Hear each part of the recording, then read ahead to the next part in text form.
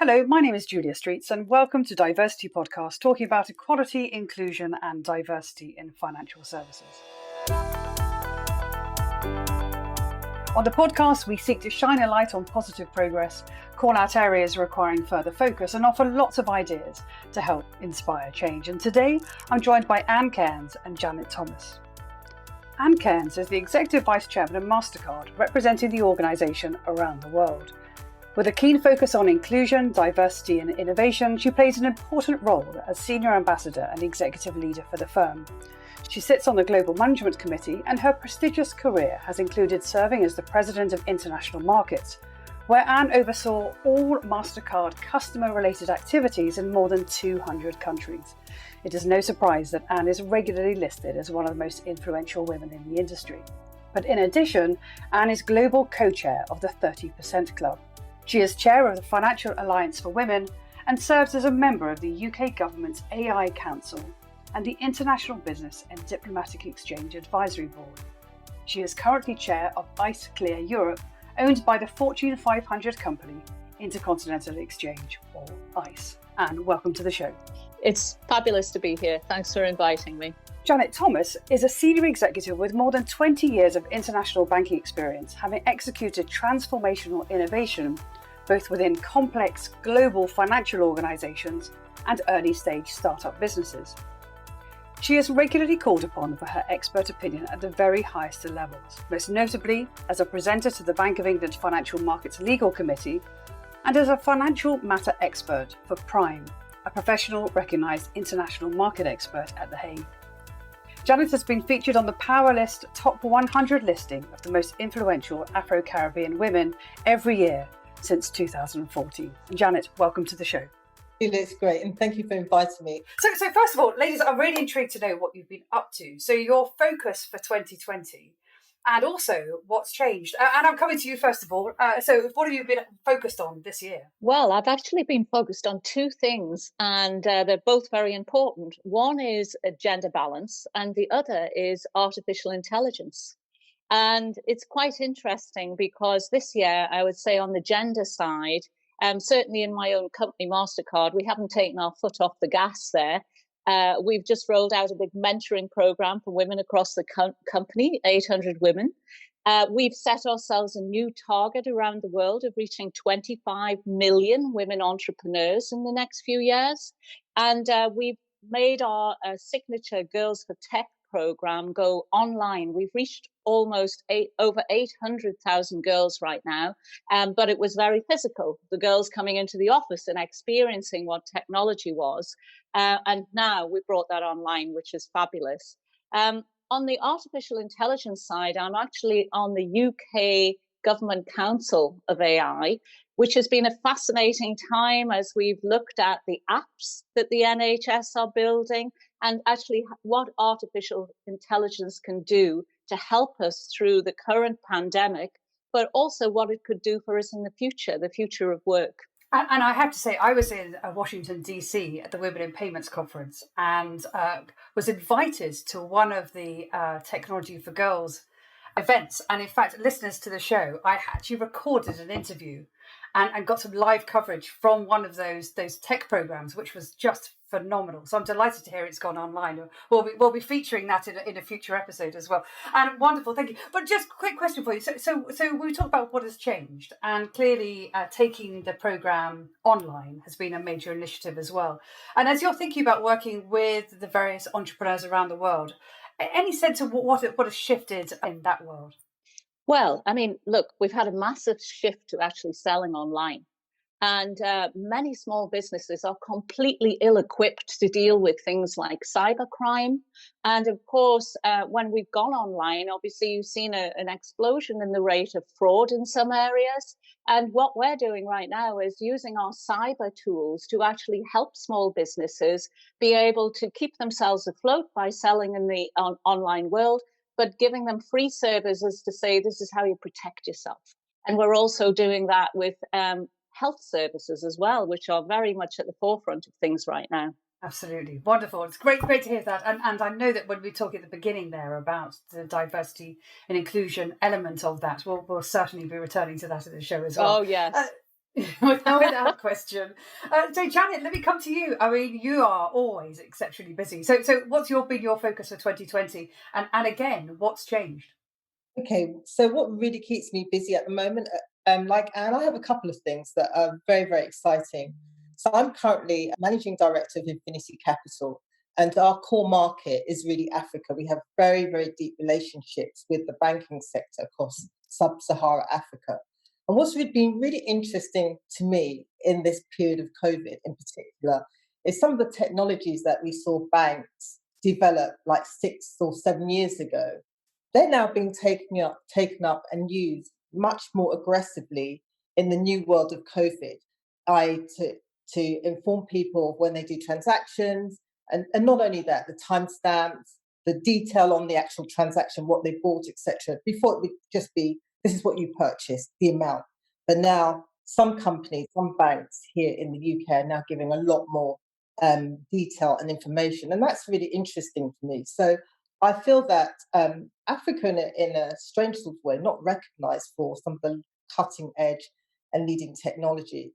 And when I look forward, what's really exciting to me is this definition of money. That the money and how it's seen today, I think, is going to be the biggest game changer going forward. And I think what's leading the way around that will be what's happening in the payment space. So that's one thing that I'm very close to. And some of the other groups that I sit on, we talk about that constantly, about what does the new world look like in terms of currency. The second thing is I was recently appointed to a board as a non-executive director, and interestingly, a paid board as well. So I get paid for my expertise, which is nice. And it's a health tech company. And so when I joined in January, COVID wasn't quite here yet. And it's a video collaboration platform technology. And with COVID, what we've now found is that we've been completely thrown into the spotlight. Everybody wants to use our product. We're having to scale up very quickly. So I was actually brought onto the board to help with scaling up and to expand internationally. But what I'm finding is that we're having to scale up very quickly in the UK at a pace that we never had to before. And then we're getting lots of inquiries from overseas, like the large telecommunication companies. So for me, it's very exciting times. It's very interesting that healthcare and financial services, or the finance industry, the similarities between them is that both those areas are going to undergo significant change. And in both those areas, if you think about 5, 10 years ahead, I think how we interact with financial services and how we receive healthcare at the point of need or for prevention, it's going to look very different. So I'm very excited about my world personally. Fantastic. It's just amazing. And while you're talking, I'm thinking about, I'm a trustee of a charity called Street Child. And we do a lot of work in Africa, as you know, and think about, you talk about the kind of, well, first of all, the dynamics of money and how that changes, but the role of technology and able for financial inclusion. And I know that's something that Mastercard thinks about a great deal as well. So really, really fascinating. I wish we could talk about that actually, but of course, being DiverCity Podcast, we're going to talk about the changing world of work, if we may. And Anne, I'm going to come to you first of all, really, and thinking about we're all adapting to new ways of working, exactly as Janet was saying, in terms of the technologies that we're using as well. And I'm wondering what, from your opinion, what this means for women, particularly in the world of work. And we're thinking about wanting to reach a gender equal society within the next 25 years. I wonder to what degree this is going to galvanise change. Well, I don't think that we'll go back, actually, Julia. I mean, women have been fighting to be able to work remotely and flexibly for so many years. And for so many years, there's been pushback by a very presenteeism culture, especially in the finance world. And all of a sudden, because of the pandemic, we could switch to working remotely overnight. I mean, I'm actually the chair of a clearinghouse, ICE Clear Europe. And that's been working remotely, even during the times that oil has gone into negative price bands. Amazing. So I think that has, really proven that this can work. And I think in the future, firms will be looking at their real estate and saying, hey, we don't need these big office blocks in the center of the city. We can have a mix and match system here that could work a lot better for women who, as we know, have more childcare and aging parent care going on in their lives. The only thing I'd say is, with the combination of the schools being off at the same time, I'm hearing a lot of complaints from women that I'm talking to. Just before this call, I was on with a very senior female executive who said, my 12-year-old son just refuses to be home educated by his dad. So, I have to do all of that. And she's not the first person who said that. So I think that women, while benefiting from this, are struggling with, home care with their kids at home. And it's probably made it really clear to the whole world who takes responsibility for the kids. I was reading an article in the New York Times yesterday saying exactly that. The Japanese men have suddenly appreciated how much work their working wives do at home. And, the Japanese men are starting to appreciate that. I'm sure that it's appreciated all over the world. Mm-hmm. And then, of course, one big dynamic of that is the unpaid work that women do, and say an opening realization to the contribution that makes, not only in terms of home but society, and also the extraneous elements of work as well. So I am quite hopeful, because if you think about some of the industry dynamics out there, so the Hampton Alexander review in February came out and said that 57% of organisations are meeting or exceeding the 33% target. And I'm wondering to what degree the world sort of looks at numbers like that and thinks it's job done. I'm obviously now beginning to very gently go into the conversation about the 30% club. And, in the current climate, it's important to kind of keep the foot to the pedal, really. Janet, can I come to you and your thoughts on that in terms of, are we at a point where the world thinks, okay, so we've ticked that box, we've got other things to think about, let's not worry about it anymore? Yeah, sure. I'd like to pick up on something that Anne said earlier about not going back, and to give my own perspective on that. And I totally agree with that. I just don't think we are going to go back. And my reason for saying that was that, Julie, as you know, in 2014, I became president of Women in Banking and Finance. And during my tenure, the 3-year tenure of being president of Women in Banking and Finance, I had to make a number of changes to the organisation. And, there's a lot of cynicism at the time about, do we need women in banking and finance as a movement? And it caters to every single cohort in the organisation, in terms of young women coming into the industry, managers in mid-track, and then your senior leaders, who we would welcome their help in being mentors and sponsors to the younger women. When I was changing the organisation and thinking about what should be the core messages or the key drivers for this organisation, one of the things that I began to see much more clearly, even back then, 2014, which is 6 years ago, it doesn't sound that long, but it was really, it really struck me as being something really different, that the younger women coming through, and at that time we called them the millennials, they had a really different attitude about whether they would walk the same path as women like myself. And they were very clear. They were very clear that they would not walk the same path. They would do things differently. And I also sense great impatience for them. So now, 6 years on, those women are firmly in organizations, and I'm not saying that women like myself are, shy or not wanting to come out. We have a different approach. But these young women coming through the organisation, and those coming behind them are even more vocal. They're very clear that they're not going to go backwards. Whatever, come what may, there's no going back. And we've seen things happen, like the various movements, like the Me Too movements and so on. We've seen those movements come very much to the forefront. I saw that was very sharp at Women in Banking and Finance, to the point that I had to set up a millennials group so that those women could come into Women in Banking and Finance and shape their ideas.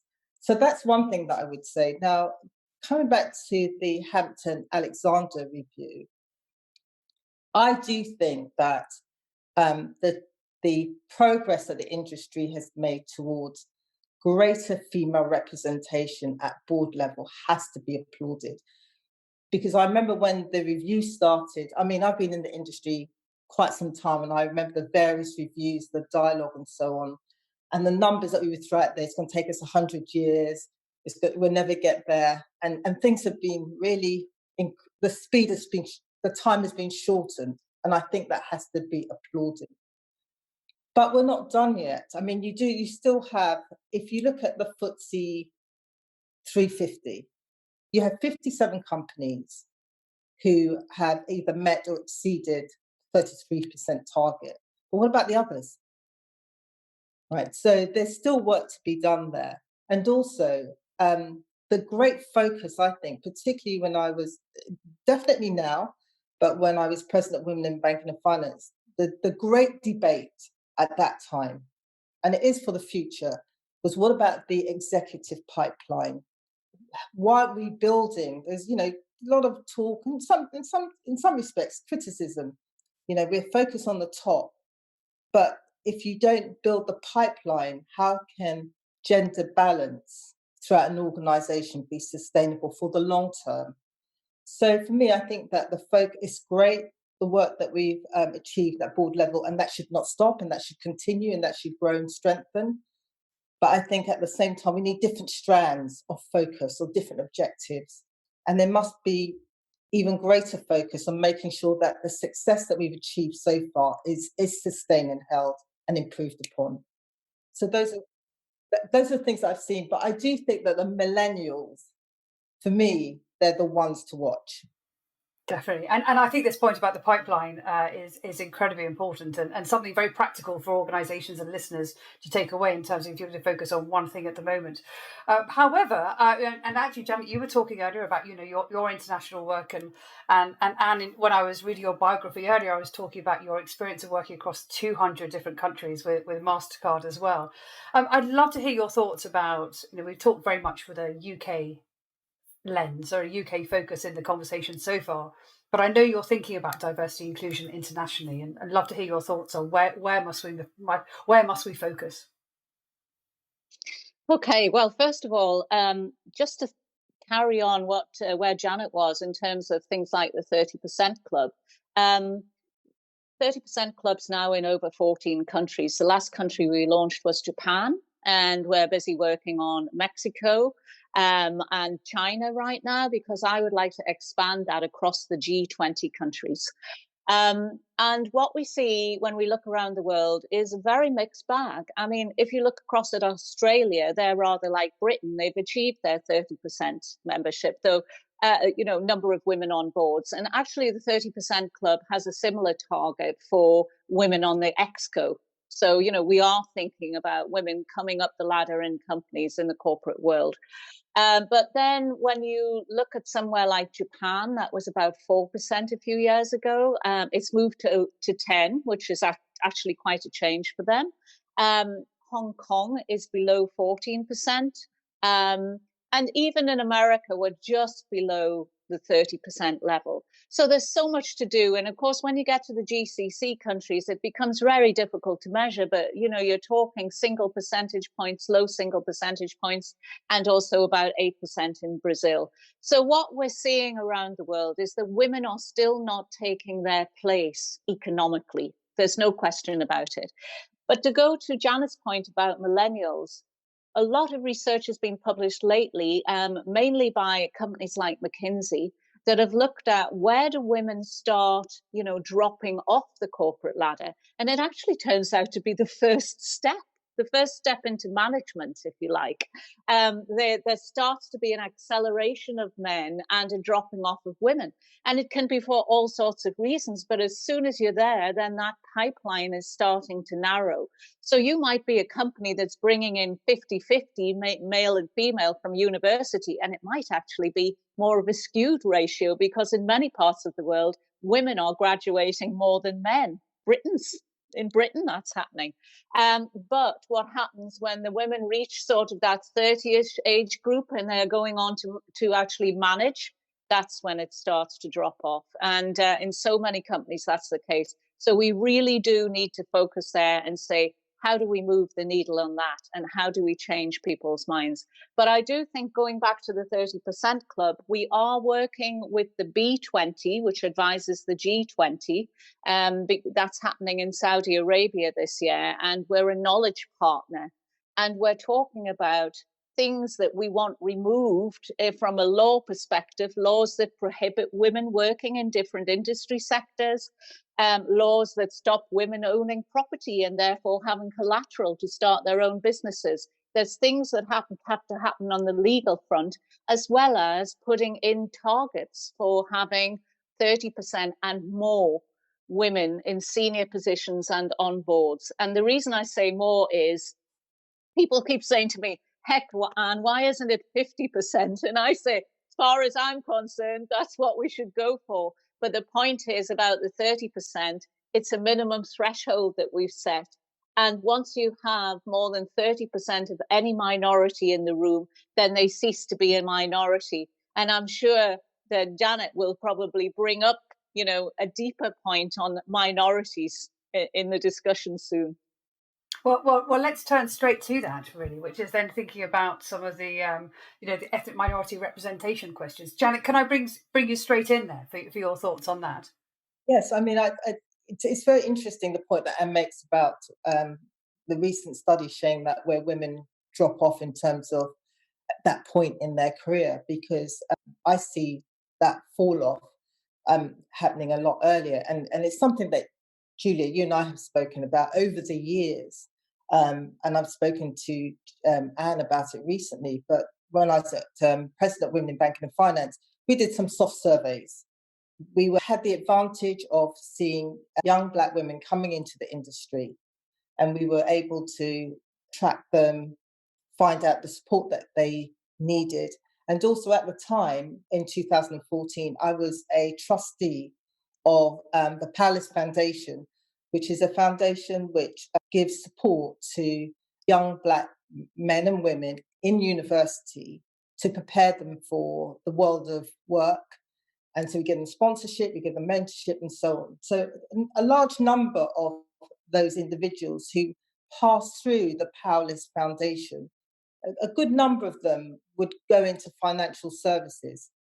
I can honestly say by the time I had finished as President of Women in Banking and Finance, I think the young women in particular, the young Black women that I met when I became president, when I stepped down as president, I only knew that one was left in banking. The 40 odd that I knew, they had all gone. And I see that all the time. I'm now busy working for Infinity Capital, so I've not spent enough time researching it over the last 2 years. And as you know, last year I was working in India as a CEO of a tech company. So I've just come back. I've been in the UK less than 12 months. But I think it's worrying. I think it's deeply concerning that the attrition rate is so, not only is it so early, but it's so deep. Can I ask why you think that is? I mean, one thought that immediately comes to my mind is role models. Do we see enough people in the industry and just go, actually, I could aspire to be as big as we know from the hundreds of conversations with leaders on the podcast series, is, if you can see it, you can be it. Is that one of the reasons? I'd love to hear more thoughts about why.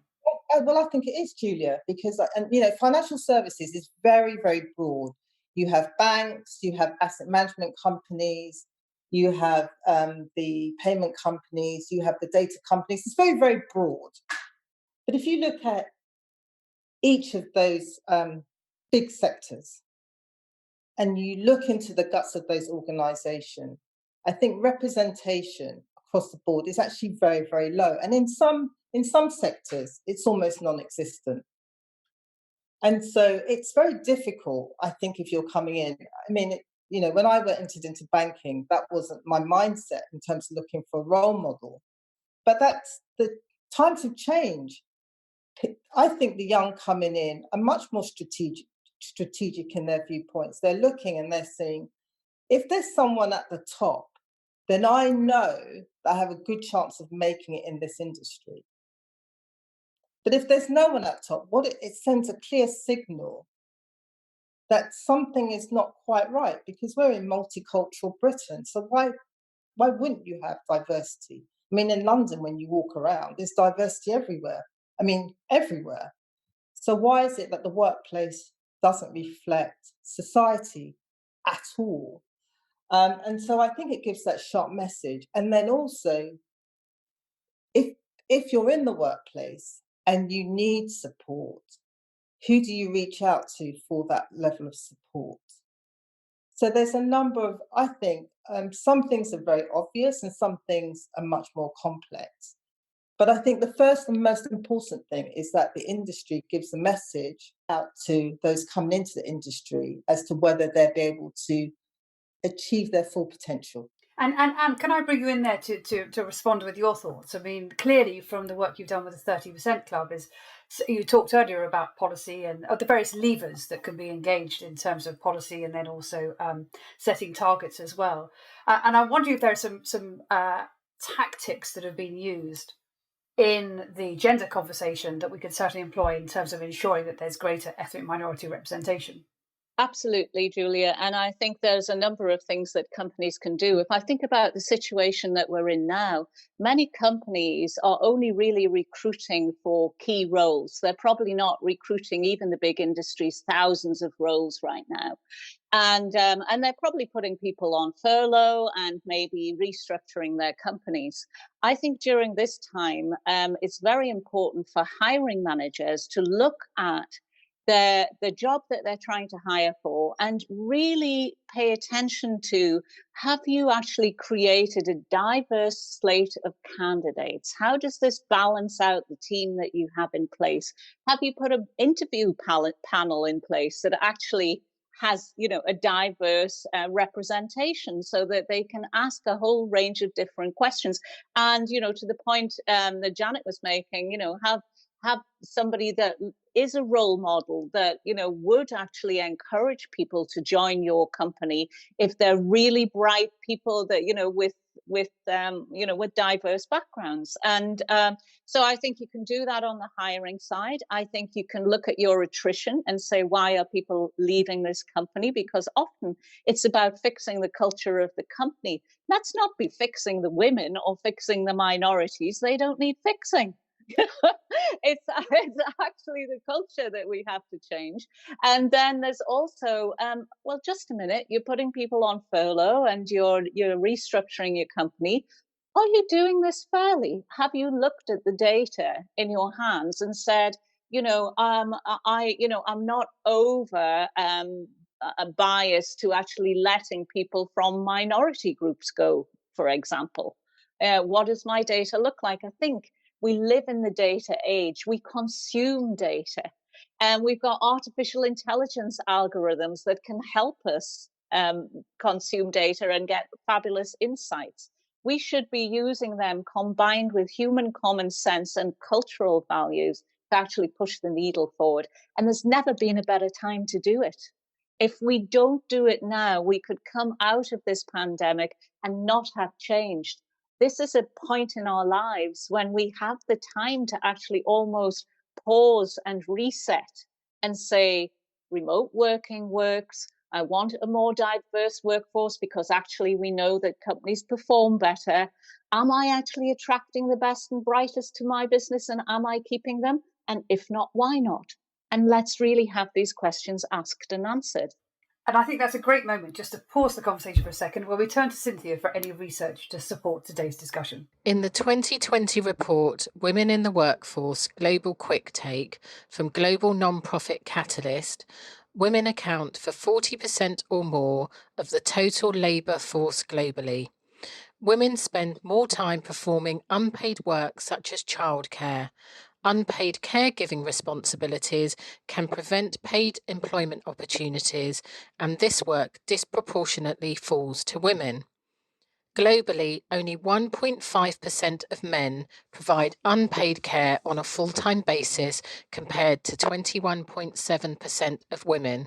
The future of work may bring new opportunities for women as they already have the job skills to position them for roles in high growth fields of the future, but are overrepresented in the industries most likely to be affected by automation.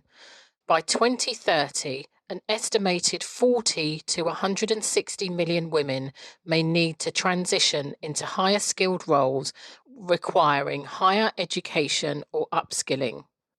Women are currently underrepresented in high skilled subjects like STEM, and globally, women make up 35% of STEM students and only 22% of professionals in the field of artificial intelligence. So just before we went to the research break, as I like to call it, we were talking there about, we're in this state of change, an accelerated state of change, heightened awareness, if you like, about how organisations have had to reframe as well. I'd really like to get your thoughts about, again, very practical things that listeners can take today and pay attention to and really change. Yeah, so just picking up from where Anne left off about this time being an opportunity to really take a step back, look at, from a firm's perspective, what their policies are, good practice, what they're doing to increase not only gender diversity, but ethnicity diversity. There are a great many of really great recruitment firms who can really help to accelerate firms' efforts in bringing forward very, very talented candidates so they can have a much more diverse candidate slate. So I would urge firms to encourage their HR departments to really make a good focus on connecting with these firms because they're out there and they've done great work. And I think that starts the process. And then it's to say that if we don't have a diverse candidate, then there's questions should be asked, challenges should be raised, and to encourage HR and hiring managers to make sure they bring different candidates to the table. And it's incredibly important to hold that to account, particularly right now, as these hires, any hires that are coming in, are really, really well thought through and are the diversity conversation is held front of mind and find the right partners to help you do that. Yeah, absolutely. And some firms do it really well. Some firms do it brilliantly. So, there is good practice out there, and I think we can learn from each other. I mean, what I didn't say earlier on was that I'm part of a group called Baron, and it's an HR group, and we do talk about good practice within the workplace. And so there are organisations for firms to connect to find out what others are doing and how successful those policies are. And I've always believed, I'm the CEO of my own business. I've always believed that would ultimately give you a competitive edge. And of course, now as we're looking ahead, arguably some people would say we're about to go into a period of a very difficult economic climate.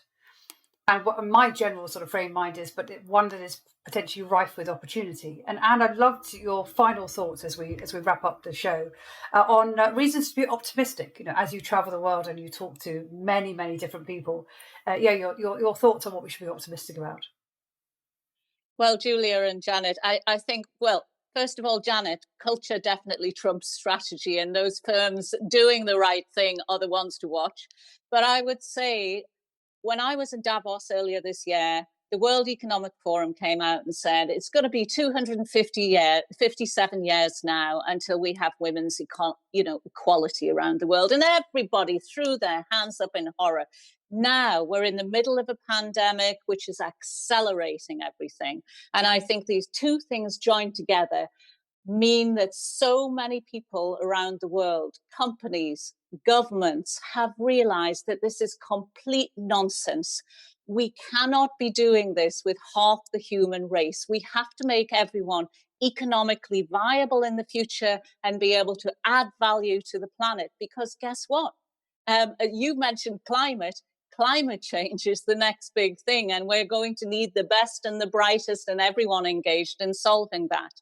And what I see is a great desire to change the world. I actually was in Colombia a few months ago, and I met the president there, and he said to me, I want to open the 30% club here.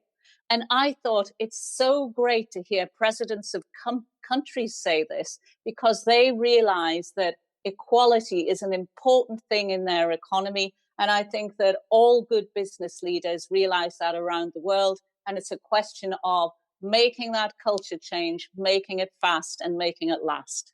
Thank you. What a wonderful way to end the show. I can't tell you how grateful I am for you both taking the time out, particularly in these extraordinary times. I think we've covered an enormous amount, really, in a relatively short period of time. We've looked what's been happening close to home. We've been thinking on international dynamics. We've been very, very practical and very focused in terms of things that organisations can do tomorrow. Actually, don't wait till tomorrow, do it today. Anne and Janet, it's been fantastic having you on the show. Thank you both very much indeed.